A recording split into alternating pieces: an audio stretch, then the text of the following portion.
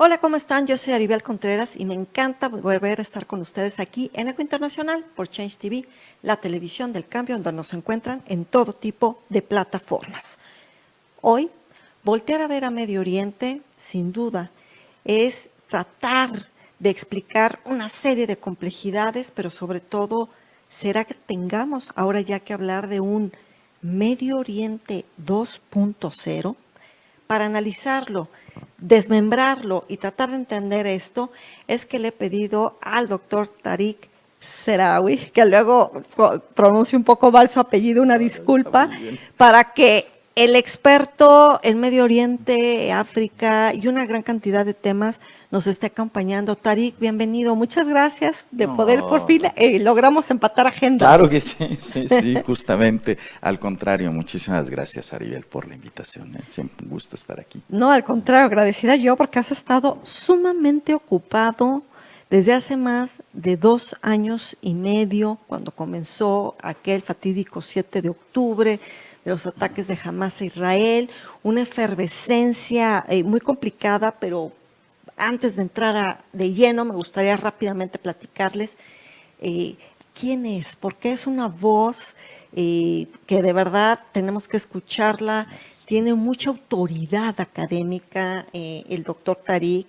Él, les confieso que domina muchos temas, pero del que siempre me encanta conversar con él es justamente de esta zona geográfica, porque él es argelino-mexicano.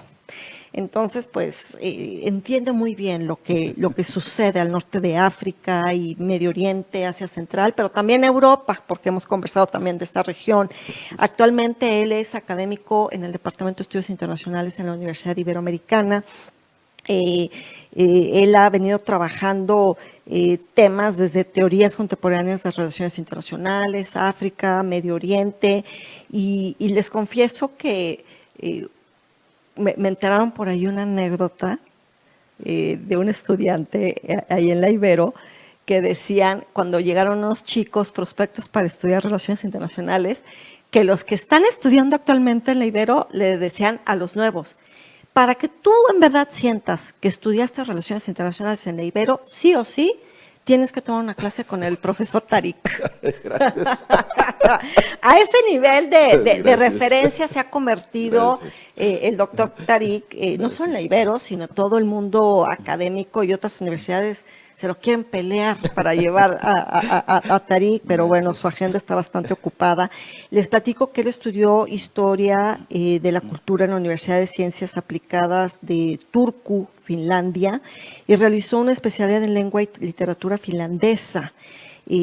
Además tiene su primer maestría en Relaciones Internacionales, hizo otra en estudios de la región del Báltico y norte de Europa, también en esta misma universidad allá en Finlandia, estudió en la Universidad de Humboldt en Berlín, Alemania. Su doctorado fue en Ciencias Políticas y Sociales en la Universidad Iberoamericana, y pues obvio sus publicaciones, sus referencias, sus análisis en diferentes medios internacionales, pues van haciendo mucho más complejo todas sus líneas de investigación que tiene, y por eso es que hoy lo hemos invitado para tratar de desmembrar una región, Tariq, que me gustaría que de entrada le pudiéramos compartir al auditorio qué zona geográfica podemos decir que es considerada Medio Oriente, porque hay mucha confusión entre si un país del norte de África, pero ya está haciendo frontera, pero si Asia Central, realmente un país ya debería de considerarse birregional, y en ese sentido no podemos alargarnos mucho, obvio, claro, por cuestiones de tiempo, claro, pero también tiene mucho que ver, que rápidamente nos expliques, el tema de la religión, el tema del idioma, y que tiene un componente fuerte en la parte cultural en esta región. ¿Medio Oriente 2.0? ¿Sí o no? Muy buena pregunta, y de hecho en clase siempre, yo creo que la primera clase que tenemos es justa esa, la de definir qué entendemos por el Medio Oriente. Por lo regular, a nivel de estudios académicos se le suele llamar a la región MENA, en inglés Middle Eastern North Africa, que se suele poner junto a esta región para mayor facilidad a la hora de estudiarla.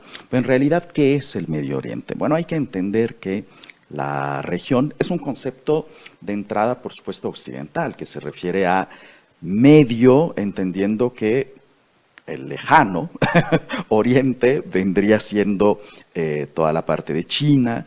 En realidad, a la región se le llamaba en un inicio el cercano Oriente, pero este concepto ha caído en desuso.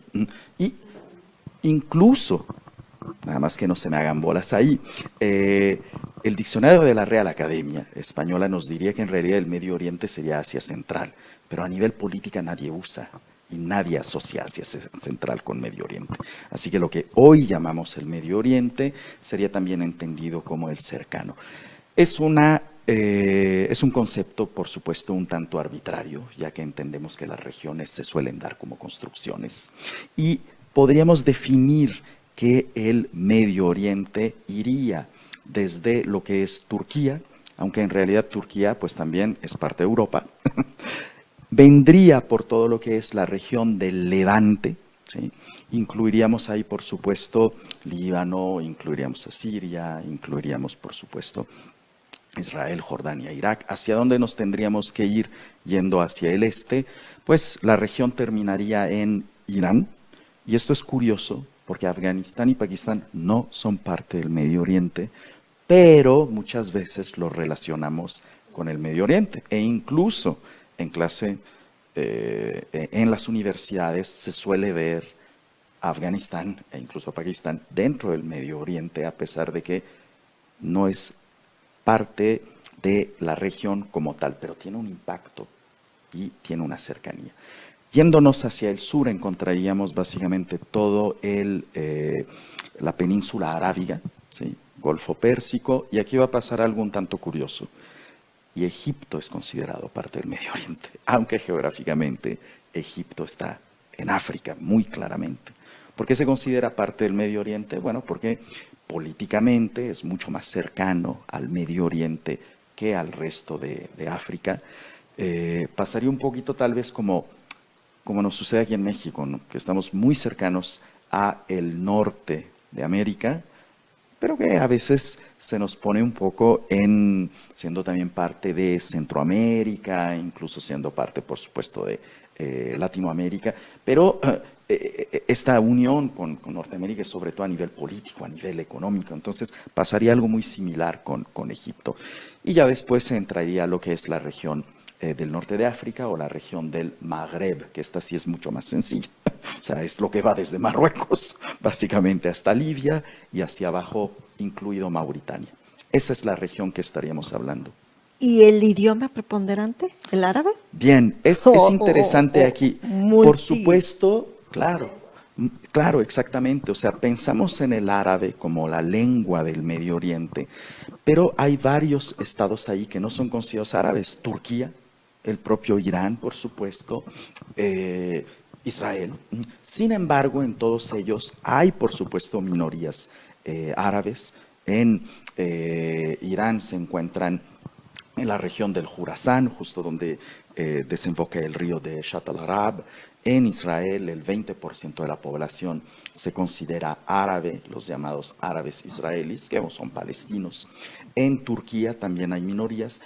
Y hay un componente importante de otros idiomas. Tenemos ahí, por supuesto, el persa, ¿sí? El farsi, entendido como el idioma, el turco, el hebreo, el kurdo y muchos otros idiomas pertenecientes a la familia semita, el arameo, que todavía sigue siendo hablado, el asirio, que todavía se habla. Entonces, realmente es una amalgama de culturas. Etnias. Por supuesto, y religiones. Y que yo creo que ese es el punto más álgido, Tarik. Así es, así es. Yo siempre les invito a pensar el Medio Oriente como una zona muy heterogénea, una zona multiconfesional, multiétnica, multilingüística, donde sí llegamos a pensar que el Medio Oriente se vuelve esta región exclusivamente árabe, donde todo el mundo se ve igual y para nada. De hecho, es una región muy, muy diversa. E incluso lo digo como árabe mexicano, ¿no? Invito incluso a pensar al Medio Oriente como una región que no es exclusivamente árabe, aunque, por supuesto, no se puede negar la presencia y el impacto de la lengua árabe y de la religión musulmana en la región, sin lugar a dudas. Qué interesante introducción con esta claridad que nos haces tener mayor entendimiento de una región que para México es lejana, distante, Sí. y que a veces se nos hace muy confusa, y por eso es que a veces nos bloqueamos y decimos, o metemos a todos en el mismo cajón, que no, ya entendimos gracias a ti de quién sí, quién no debe de entrar en este cajón de la región de Medio Oriente. Y dando un salto cuántico, trasladándonos a la coyuntura actual que estamos atestiguando, Tarik, que me parece que justamente en esta diversidad cultural, étnica, lingüística, religiosa, entra también la diversidad política, Claro. de intereses geopolíticos y geoeconómicos. ¿Cómo entender este choque de trenes de la región frente al resto del mundo y que por eso hoy nos lleva, en la siguiente pregunta lo abordaremos, el tema de la guerra? De acuerdo. También es pregunta aquí interesante, sobre todo el ver la región a través de distintos proyectos políticos y de distintas ideologías políticas que han surgido a lo largo de las décadas. Algo que es fundamental entender es la importancia geoestratégica de la región. No solo se encuentra ahí, prácticamente el 70% de las reservas de petróleo. Es verdad que el país con mayores reservas es Venezuela. Sin embargo, y aquí para no ir haciendo una confusión, no solo allá hay reservas, sino también hay productores de petróleo. Esto es importante. Que eso hace una gran diferencia. Hace una gran diferencia. Venezuela, por ejemplo, es el país con mayores reservas y a nivel de producción petrolera está muy, muy, muy por debajo. Pero encontramos en la región a Irán, encontramos a Arabia Saudita, no solo petróleo, también gas. Y esto es importantísimo, no se nos olvide que a diferencia del petróleo, que está un poco más diversificado donde encontramos, ¿sí? Ya que hay en Estados Unidos, ya que encontramos, por supuesto, en Alaska, que sigue siendo parte de Estados Unidos, pero ya en la zona más ártica. El gas, por ejemplo, el aproximadamente 80% del gas se encuentra en 3 países, que serían Rusia, Irán y Qatar. Y el cuarto sería Argelia. Entonces sigue siendo la región MENA. ¿Qué quiere decir esto? La política y los cambios políticos que se dan en el Medio Oriente afectan la economía. Esto es muy importante. Entonces, esto por una parte. Y por la otra, entender que ha sido una región que también, por esta importancia, pues ha estado siempre en el ojo del huracán, por así decirlo. Durante la Guerra Fría es una zona de seguridad, tanto para la Unión Soviética como para los Estados Unidos, por la creencia de que pues quien ejerce una influencia o un control en la región tiene un impacto también en el nivel de desarrollo. Lo vemos el día de hoy. Los ojos están puestos sobre el Medio Oriente. Si Trump comenta algo sobre el Medio Oriente, los precios se desploman o los precios suben. Y esto no necesariamente se traduce en acción militar. Y lo otro sería las ideologías. Ha sido una región donde hemos visto, mencionamos ya este choque entre los Estados Unidos y la Unión Soviética, pero también distintos proyectos nacionales, ¿sí? El proyecto de Saddam Hussein apoyando el nacionalismo árabe, el proyecto de Bashar al-Assad apoyando el nacionalismo árabe, el propio proyecto de Gamal Abdel Nasser, que sería el padre, por así decirlo, del nacionalismo árabe en la acción política, no a nivel intelectual. Fundamentalismo islámico también se ha visto como proyecto político en la Arabia Saudita de los años 70, en el Irán del 79 con Khomeini. Entonces, nuevamente, una región tan diversa a nivel lingüístico, a nivel confesional, a nivel étnico, también se vuelve una región muy diversa en distintos proyectos políticos que chocan, que muchas veces chocan. Y que en este choque de trenes pues, nos ha llevado que los últimos años Después, si lo ampliamos, pues se convierte en meses, semanas y días muy complicados, Tariq, porque si lo pusiéramos como una lupa, esta guerra emprendida entre Washington y Tel Aviv frente a Teherán ha movido el tablero global, como tú bien lo has destacado, desde temas bursátiles, de comercio global, por supuesto de energéticos, fertilizantes, pero se convierte en una región muy complicada de poder llegar a acuerdos. Y ahorita que están en curso estas negociaciones promovidas por Pakistán,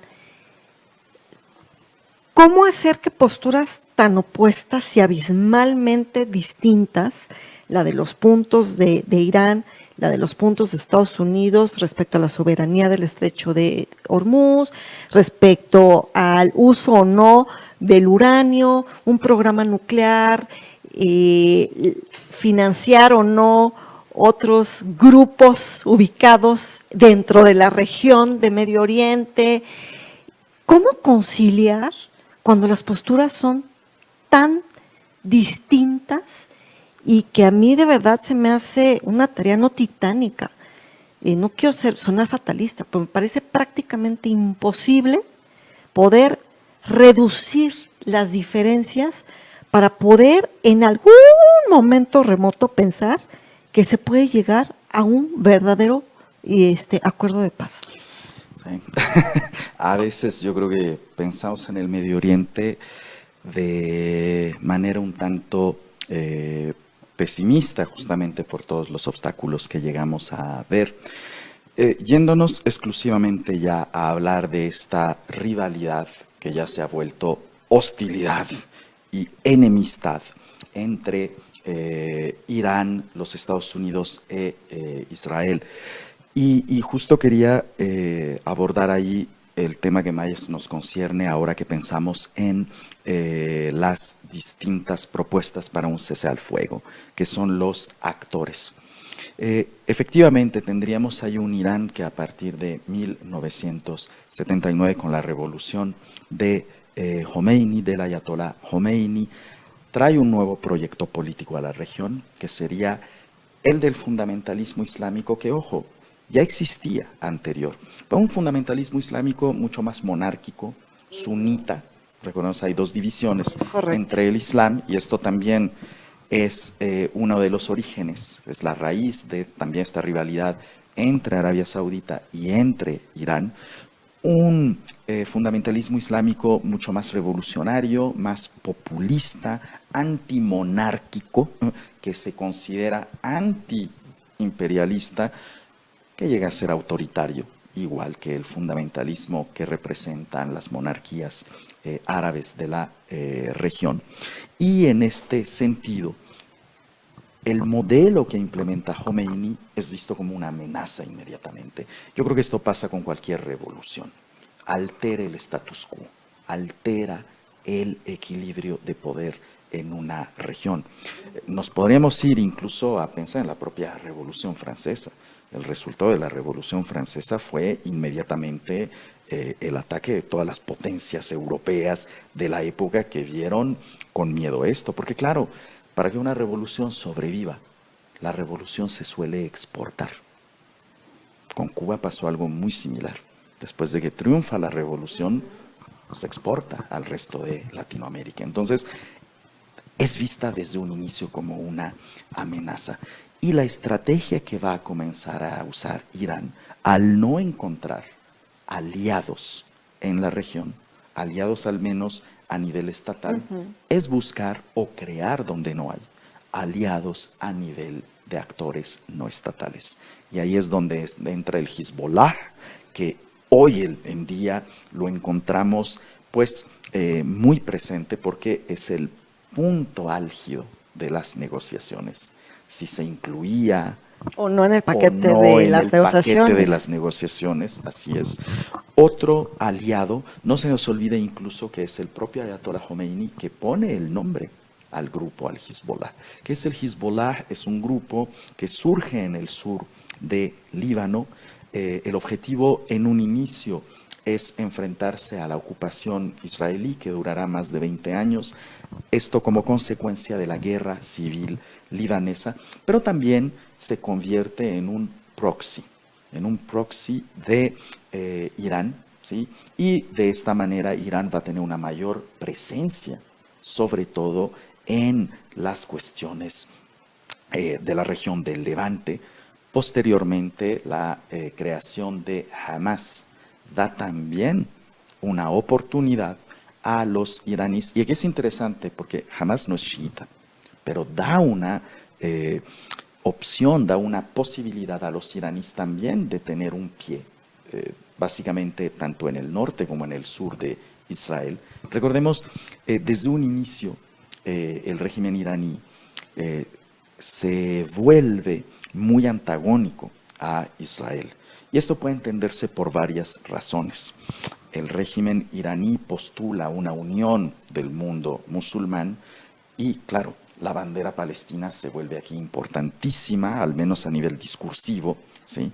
Y por otra, pues un viejo aliado del régimen del Shah era Israel. Entonces, ya de entrada, esta nueva Vilayat Faqih, como se le va a llamar a la República de los Ayatolás, ¿sí?, ve con muy malos ojos al régimen israelí. Lo ve prácticamente como el rival a derrotar en la región, ¿sí?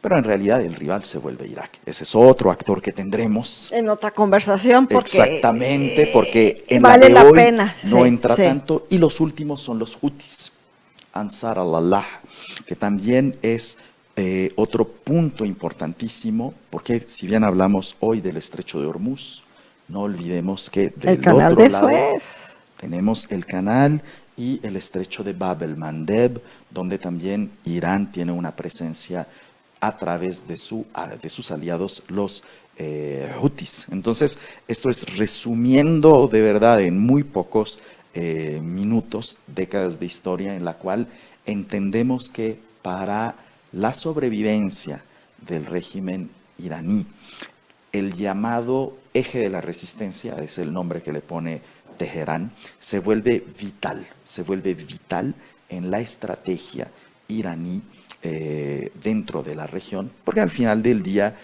si bien a nivel discursivo hay quien maneja a Irán como esta fuerza antiimperialista, hay quien maneja a Irán como esta dictadura en la región, bueno, la realidad es que Irán es un estado que también busca ejercer hegemonía, como lo hace también Israel, y que tienen sus intereses y que buscan también alianzas y que buscan también expandirse en la región.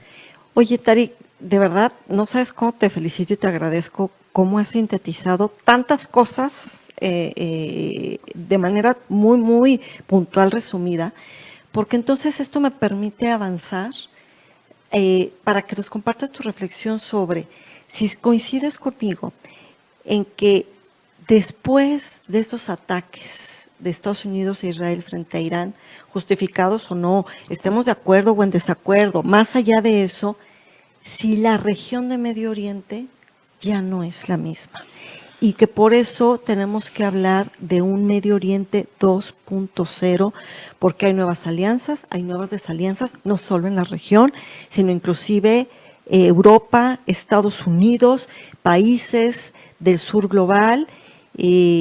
Un rol preponderante ha sido la cobertura mediática que se ha dado, pero entonces, ¿cómo ver a un nuevo Medio Oriente que sigue siendo convulso, que no van a cambiar las diferencias étnicas, culturales, religiosas?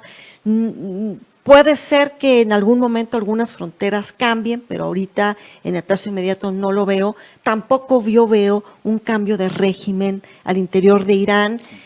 Tampoco yo veo en el plazo ni siquiera mediano de un establecimiento de relaciones diplomáticas entre Arabia Saudita e Israel. Pero, ¿cómo ves tú, con todo tu expertise, de esta nueva era para Medio Oriente? tratando también de hacerlo muy resumido porque por Sí, sí. cuestión de tiempo pues tenemos Se nos que va. avanzar. Yo creo aquí, Ariel, acabas de tocar puntos muy, muy importantes en los cuales estoy muy de acuerdo. Un cambio de régimen en Irán no lo veo próximo. Y ojo, aquí sí hay que mencionar que al final del día el futuro de Irán corresponde exclusivamente a las y los iraníes y a nadie más. Y a nadie más, ni a los israelíes, ni a los norteamericanos, es a la población iraní. Tampoco veo realmente que Israel y Arabia Saudita puedan llegar a un acuerdo. Podríamos decir, era un noviazgo en secreto, pero de estos secretos que se conocen a voces, ¿no?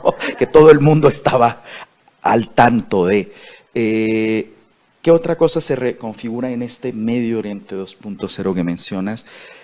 El lugar de Estados Unidos en la región, porque también las monarquías del Golfo están recapacitando y están reflexionando, ya que, ojo, no están muy contentas con el actuar norteamericano. Se ha visto que Estados Unidos ha preferido pues defender a su gran aliado, que es Israel, y dejar un poco a las monarquías de lado, y esto claro que va a, sin lugar a dudas, reconfigurar la región, porque tanto Qatar como el propio la Arabia Saudita, ojo, es interesante ver que Arabia Saudita ha buscado también la protección de la otra potencia nuclear en la región, Pakistán.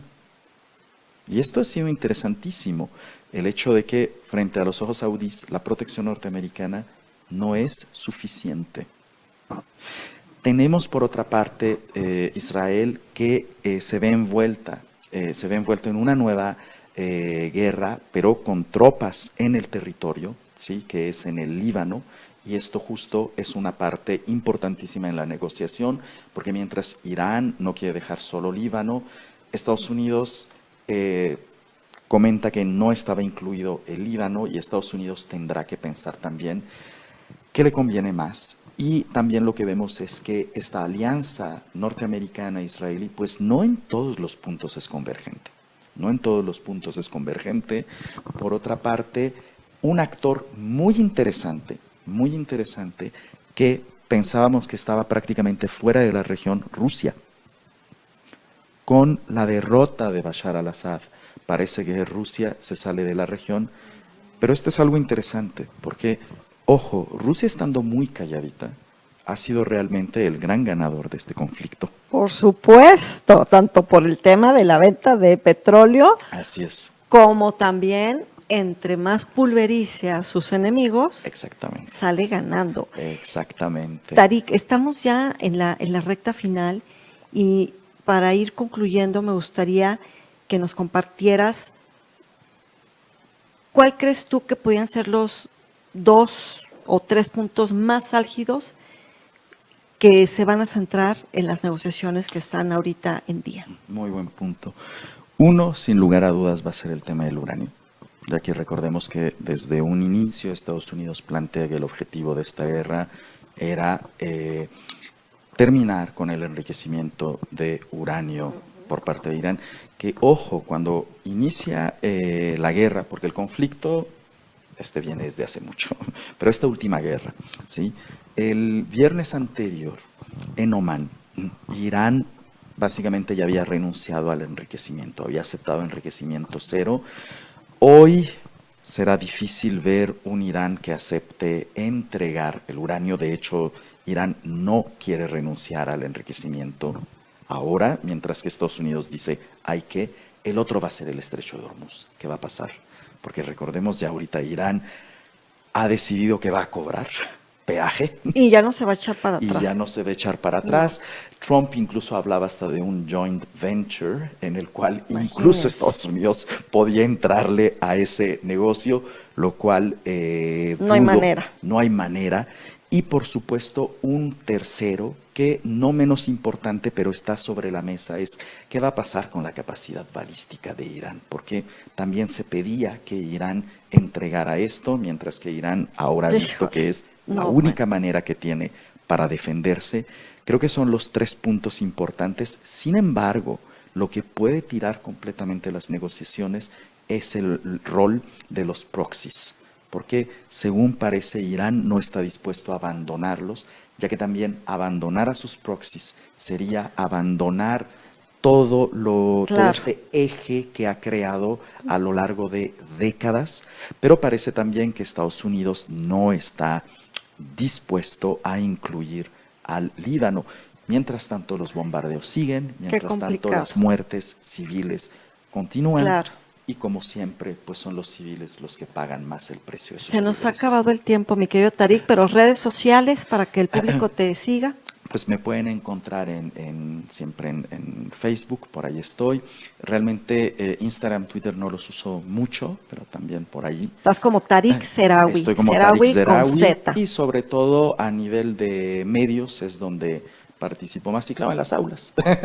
Por ahí supuesto. es donde siempre estamos. Ven la porque mayor parte del teníamos que tiempo. escuchar aquí al doctor Tarik, porque es un Gracias. referente que nos explica las entrañas de Medio Oriente, Gracias, y por Aribel. eso que hoy sí o sí Medio Oriente dejó de ser el mismo. Así es. Y por eso es que totalmente. el título de este programa le pusimos Medio Oriente 2.0, perdón. Así es. Ha sido un placer tenerte, Tarik. Muchísimas gracias, Igualmente, de verdad. Aribel, muchísimas gracias por haberme invitado y muchas gracias a todos los y las que nos siguen. Hasta luego. Muchísimas gracias. Pues yo soy Aribel Contreras, me encuentran como @Aribel Contreras, Aribel Diplomatique en todas las redes sociales, y recuerden que tenemos una cita todos los miércoles a las 3 de la tarde aquí en Eco Internacional, donde tu voz es el eco del acontecer mundial.